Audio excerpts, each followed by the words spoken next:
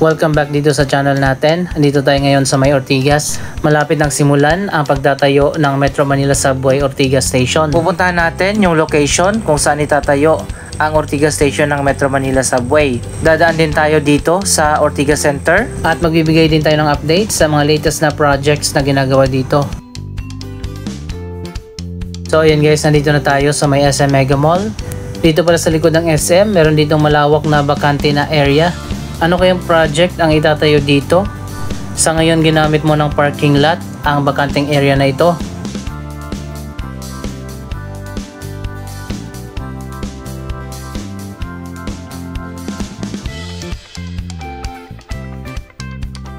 Matagal nang na-establish bilang business district ang Ortigas Center. Kaya naman iba pa ang urban planning dito. Kulang ang Ortigas Center sa mga open spaces katulad ng mga park at gardens. Hindi katulad sa BGC na may mga sidewalk, bike lanes, malalawak na open spaces katulad ng mga park at garden. Masyado ring dikit-dikit ang mga buildings dito sa Ortigas.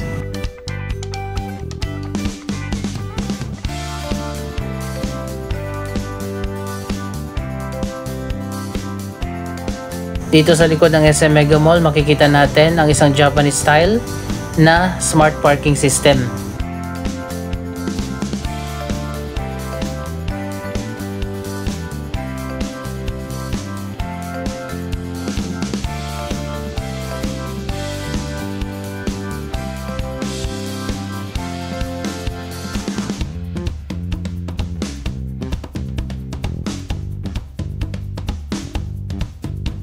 Isa pang mixed-use development na makikita dito sa Ortigas Center, ang The Podium. Ito ay isang upscale na shopping mall na may dalawang high-rise na office buildings.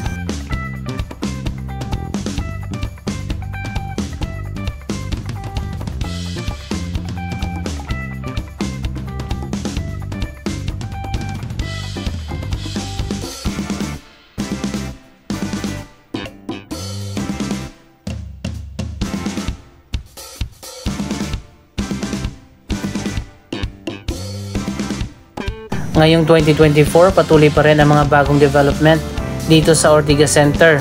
Ayan nga, makikita naman natin may mga bagong buildings pa na tinatayo dito.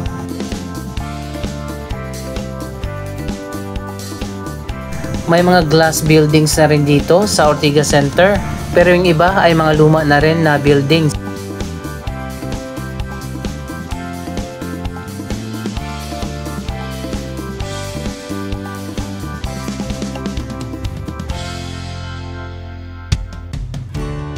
Isa pang bagong gusali dito sa Ortigas, ang pagbabalik ng Westin Hotel at Residences. Dalawang building yan, yung isa ay residential at yung isa naman ay hotel.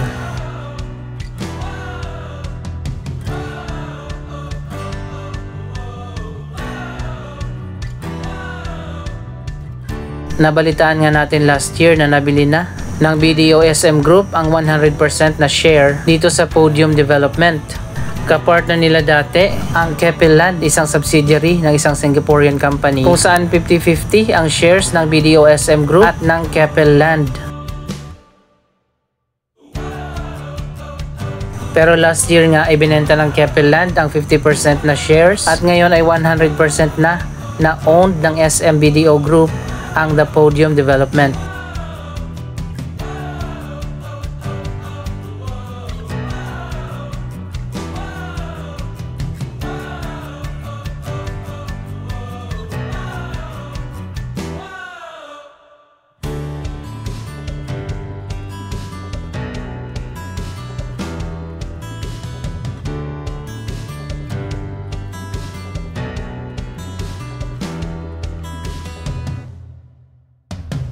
Isa sa pinakamagandang design na mall ang The Podium. Siguro naman nakapasok na kayo dyan sa loob at napakaganda at world class ang shopping mall na yan.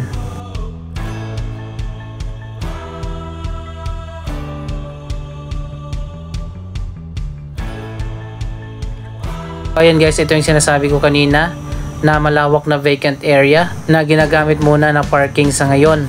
Sana iconic building ang itatayo dito.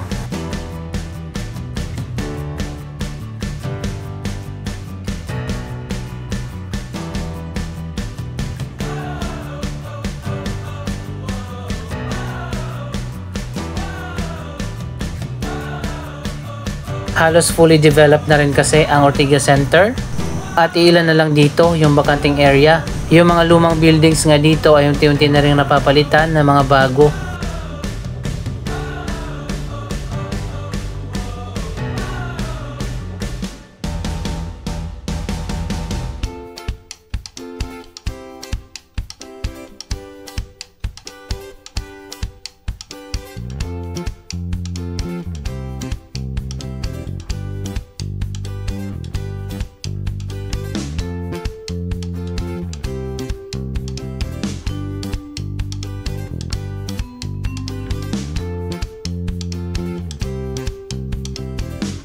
Isang bagong development naman na makikita natin dito sa may ADB Avenue. Ito ang The Galleon. Dalawang upscale high-rise residential building.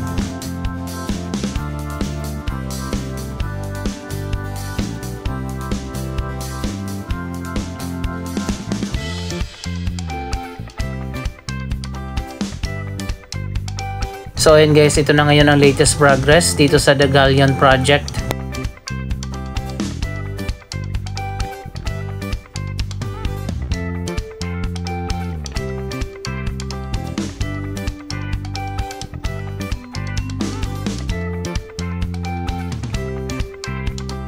Ito naman ang BDO Tower dito sa Ortigas Center.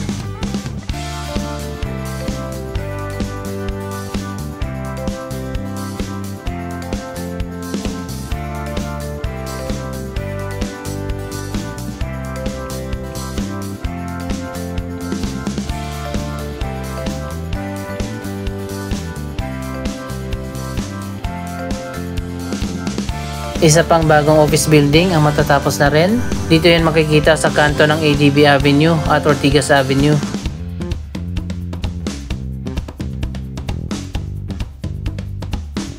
Maganda rin itong bagong building ng Philinvest. Most likely mga BPO companies ang magiging tenant dito.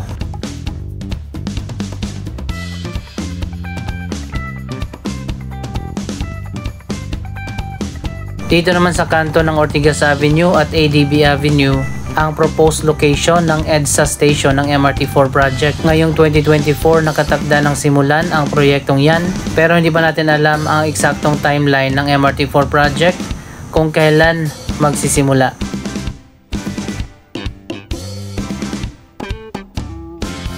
Para sa mga hindi pa nakakaalam, hanggang dito na lang sa EDSA ang MRT4 project at hindi na ito tutuloy o tatawid hanggang doon sa kabila papunta sa may San Juan. Kaya ang first station ay dito itatayo.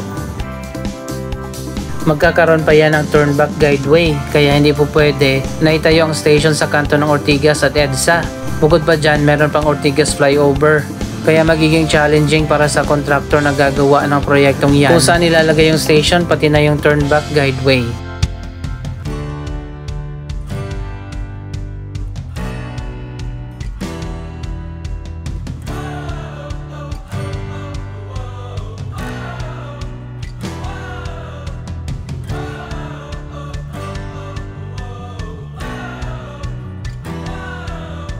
Dito naman sa area na to, sa kanto ng Meralco Avenue at Ortigas Avenue, itatayo naman ang Meralco Station ng MRT4 project na malapit lang sa Metro Manila Subway Ortigas Station na dito naman itatayo sa unahan.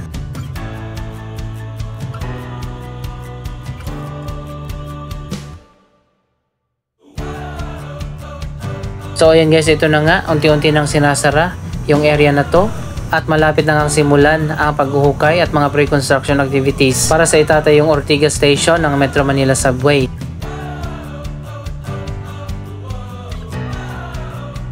Andito na tayo sa Metro Walk Commercial Complex at ito na nga finally sinarado na ang area na ito na hudyat na malapit ang simulan ang pagtatayo ng subway station.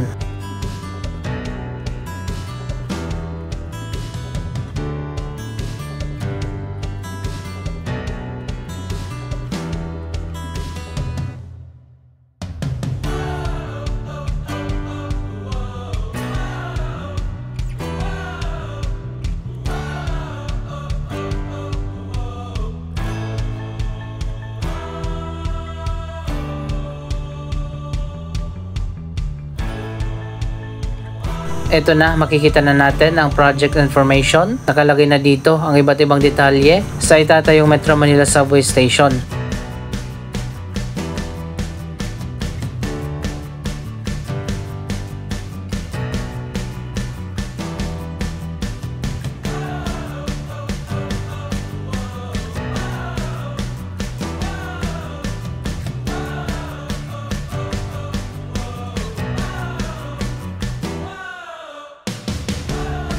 Ito na yung huling silip natin sa Metro Walk Commercial Complex bago pa i-demolish ang lugar na ito para tayuan ng subway station. May ilan na lang na mga restaurant at mga cafe na bukas pero yung karamihan ay sarado na.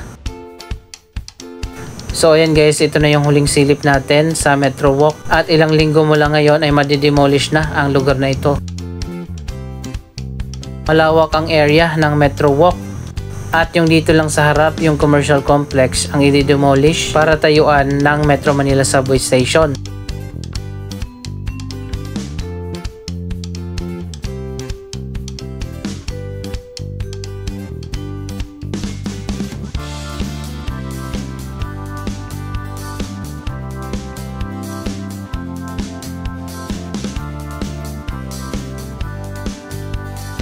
So ayan guys, makikita nyo naman kung gaano kalawak pa dito sa likod ng Metro Walk. Ang bagong plano naman sa lugar na ito, dito itatayo ang bagong Koreatown na tatawagin na The Little Seoul. Kaya kapag natapos na yung subway station dito, paglabas mo doon, diretso ka na dito sa bagong Koreatown. Hindi nyo na kailangan pang pumunta ng South Korea para ma-experience ang Korean food, Korean culture at Korean entertainment dahil magkakaroon na ng Koreatown dito.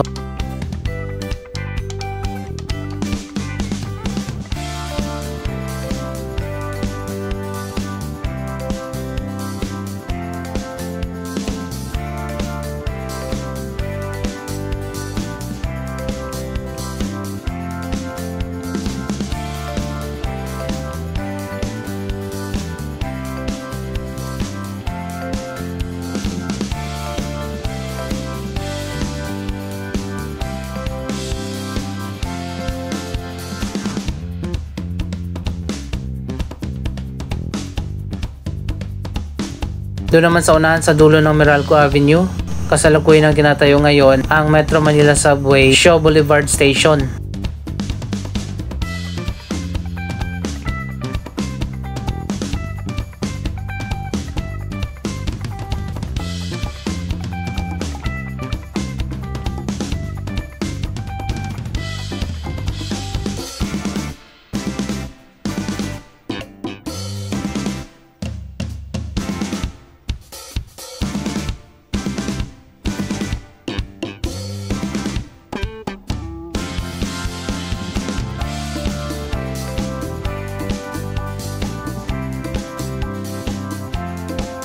Sisimulan na ang pag-demolish dito sa Metro Walk Commercial Complex para itayo ang Metro Manila Subway Ortigas Station.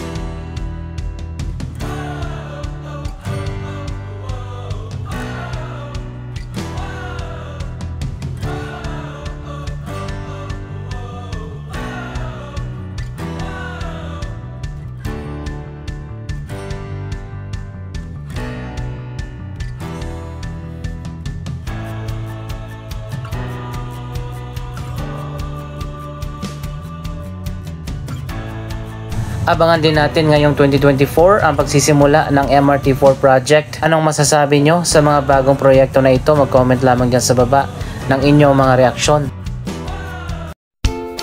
Maraming salamat sa inyong panonood. Don't forget to like, share, comment at subscribe. Thank you for watching!